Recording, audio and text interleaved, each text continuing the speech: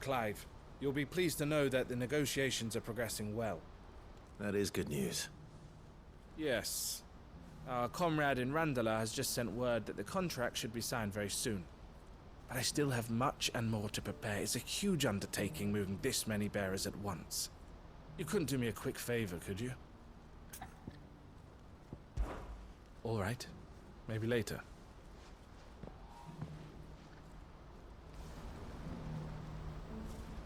Yeah, you could... What is it this time? More wild beasts? Nothing like that. I just need you to go over to the caravans and ask El how long we have until the bearers arrive. Find out exactly how much faster I need to get all these supplies moved. All right. I'll go and ask. Thanks, Clive. I owe you one.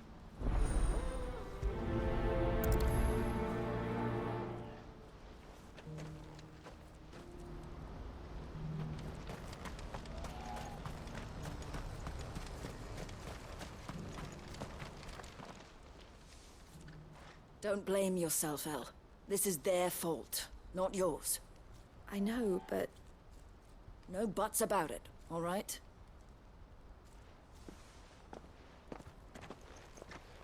Is something wrong? Vonnie came to give me a message from our intermediary. The talks with the Republican Army have fallen through. They've reached an agreement with the Silver Peak Consortium instead. Though prices have fallen of late, we deliberately offered above the going rate to try and deter other bidders. But the Consortium offered double what we did, and the Army jumped at the chance. And you had no opportunity to make a counteroffer? None at all. And we were so close. El? What's happened? I saw Vonnie leaving. She didn't look happy. And with good reason.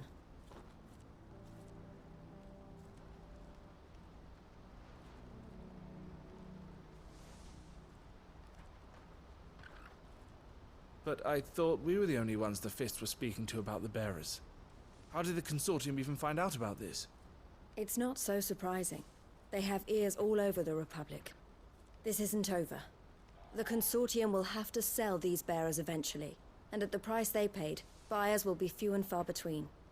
I'm going to Randalar myself. Alone? You sure that's wise? Are you offering to be my bodyguard?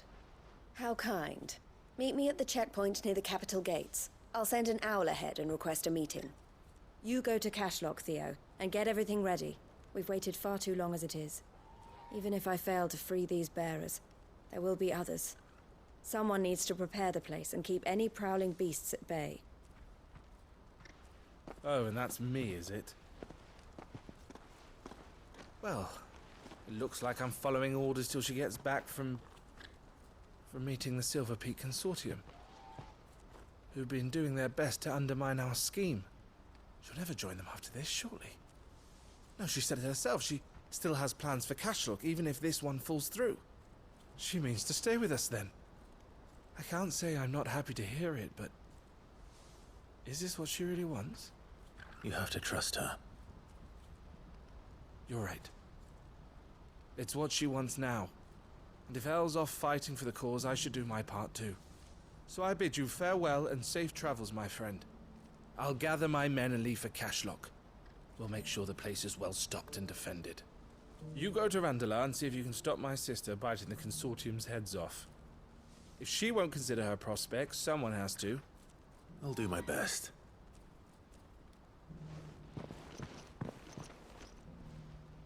All right. To Randalar, then. And better not keep Eloise waiting.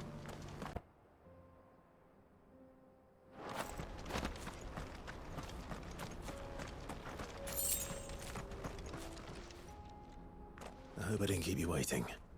Did you arrange to speak with the Consortium? Here they are now.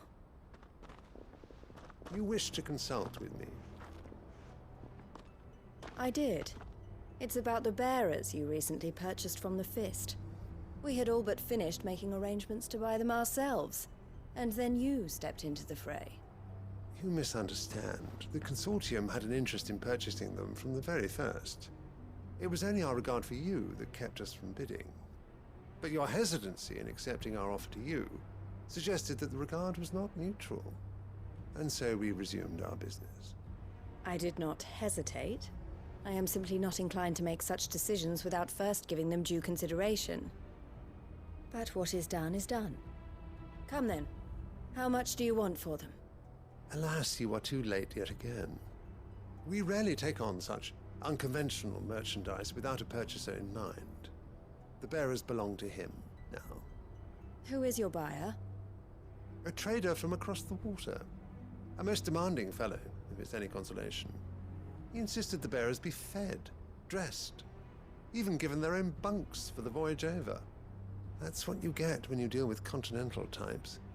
I wouldn't know. Oh yes, the culture on the continent is quite different to ours.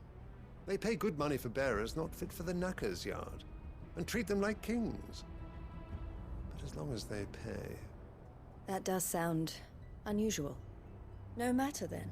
If they've already left our shores, there's little that can be done. Allow me to withdraw my interest. And with it, my interest in joining your organization.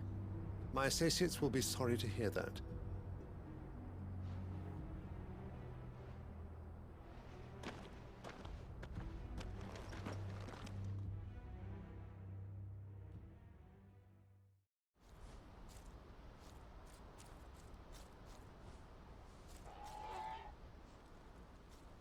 I'm sorry you weren't able to save them. As am I. But I only have myself to blame. He was right, you see. The Silver Peak Consortium did intend to buy those bearers before I did. Their representative hinted at a possible purchase when he came to recruit me. I feigned interest in joining them in the hope he might be encouraged to tell me more. And he did just that. As soon as he left, I sent my own offer to Randalar. So you never... No. I entertained the Consortium's proposal solely so I could learn more about those bearers. But I was a fool to think they wouldn't find out. I knew exactly who I was dealing with. You tried. I did. And if what he said was true, the bearers are to be well treated. Which is something, at least. But they deserved more. I wanted so badly to see them freed. Eloise! Eloise! Word from Cashlock. The village is under attack. A pack of beasts have come down from the mountains, and there's a dragon at its head. Theo and the others are trying to hold them off as best they can, but the odds are against them. They need help, and fast. Theo! I'll go on ahead. Thank you, Clive. I'll gather some men and join you there. Just... make sure he's safe.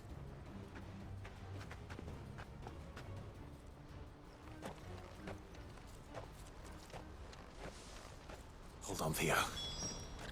I'm coming.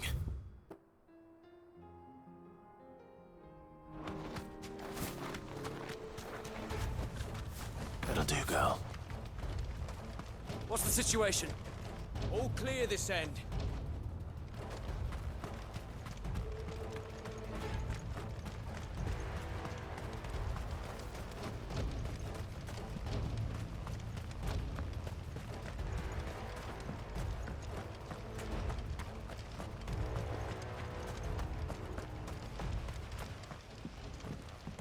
Where's Theodore? Upriver! He led the dragon that way to keep it from the village, but the whole area's flooded with ether. We just have to pray he makes it out in one piece. I can do better than that. Torgal, with me.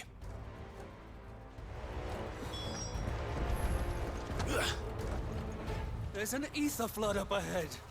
I know Theo's a bearer, but even he can't stay in there forever. Theodore led the dragon upriver. God's help him. Our only hope is...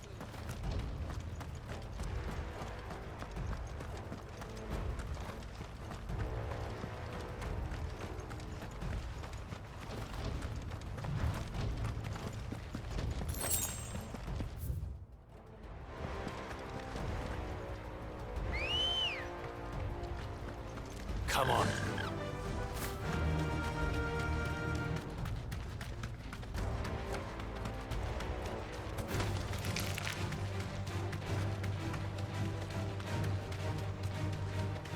Where are you, Theo?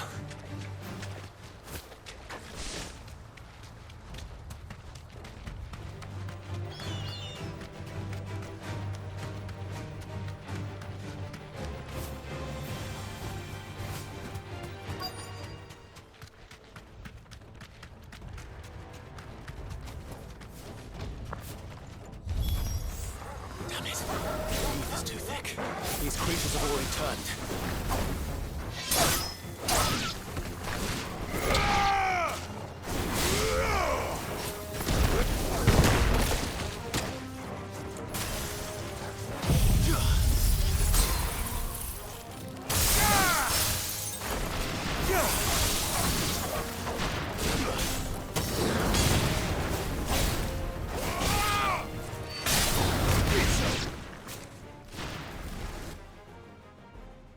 I can't waste any more time.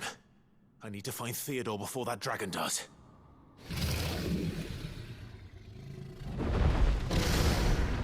Looks like it's found me. This thing's turned as well. This isn't going to be easy.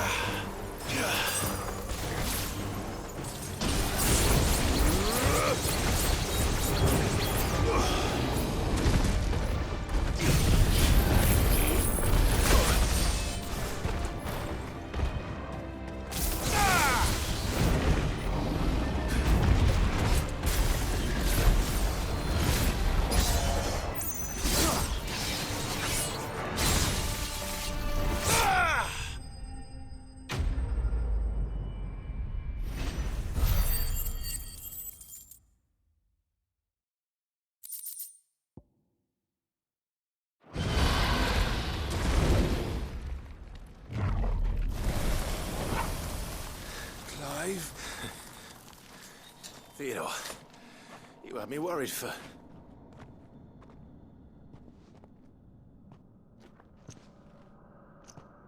We have to get you out of here.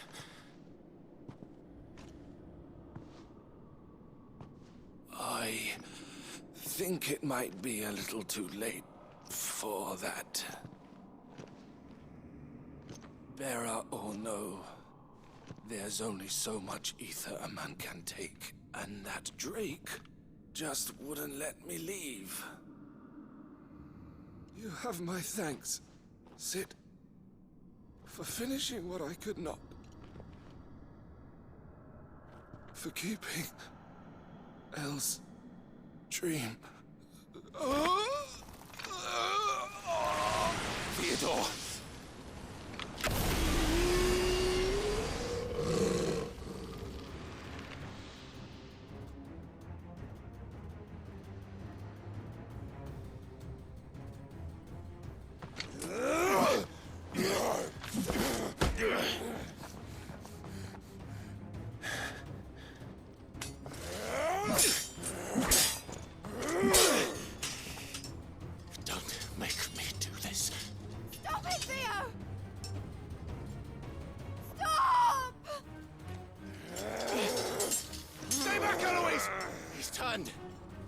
And so will you!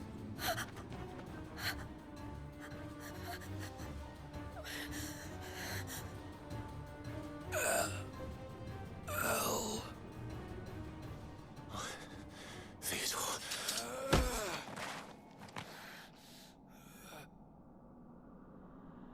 Take care of my sister. Theodore, wait.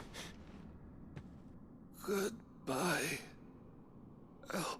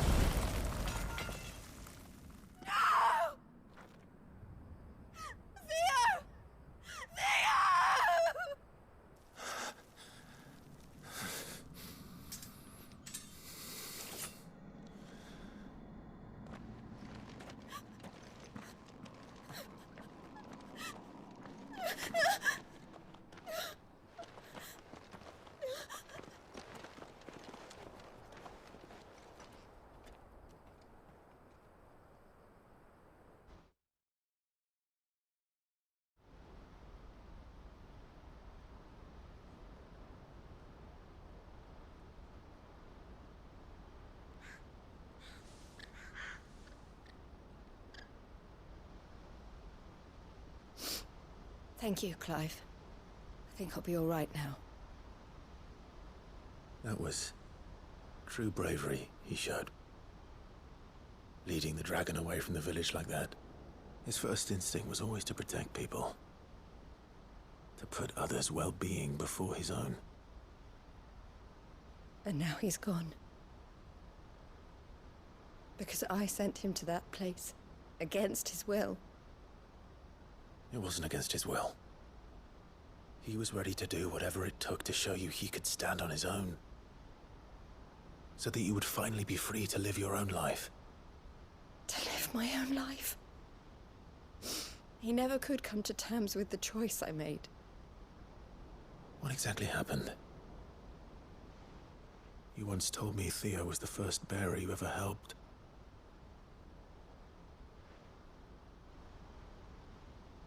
We grew up in Canva. We were born to one of the great trading houses. And I was chosen to inherit the family business. I had my father's head for figures, you see. Theo did not. While I studied the art of commerce, he played at soldiers instead. A late bloomer, in more ways than one. For unlike most bearers, it wasn't until his 15th summer that his powers awakened. My parents tried to drive him out of the house and into the care of the constables. But before they could, I took him into mine. Theo told me something else. He clearly admired your devotion to the cause of freeing others like him from slavery. But he said you deserved a better life than this. He wanted to free you from what he called your bonds, just as you freed him from his. I would be lying if I said I had not wondered from time to time how much easier my life might have been if I had allowed Theo to be taken and devoted myself to the family business instead.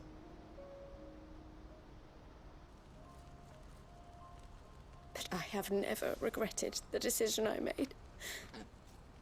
Being with my brother meant more to me than tradition or reputation. I only had to look at him to remind myself of that night and the choice I made and the fact that I would make the same choice again in a heartbeat.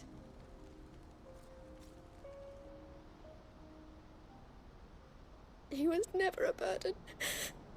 How could he even think that? If anything, I was the one who weighed him down. You weren't, Eloise. He said it himself, that he had always been grateful to you for saving him, and that he wanted to repay you by letting you live the life you were denied. Neither you nor Theo weighed each other down. You loved one another. You did whatever was necessary to continue living your lives together, and you always would have. You're right. All I ever wanted, all I ever did, it was so we could be together.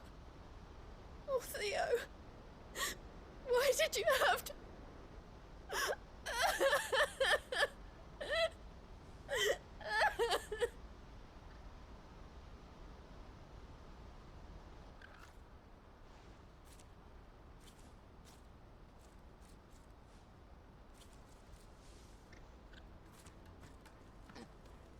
I know Theo wanted me to move on, but I'm staying here at the Crimson Caravans to continue our work. We can make a difference here. We can help people, save them. I need nothing more from life than that. So I'll carry on doing what we do, ensuring that goods, people, bearers get where they need to be, bringing smiles to people's faces just like we always have, and to Theo's. Wherever he is. This is the life I have chosen. The life I will always choose.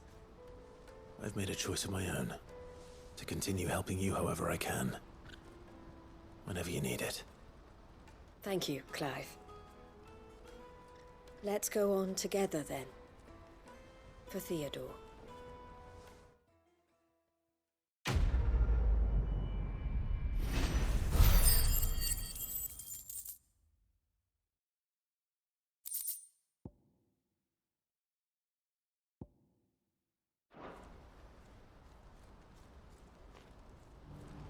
The Crimson Caravans is my family business now, and I would not exchange it for the world.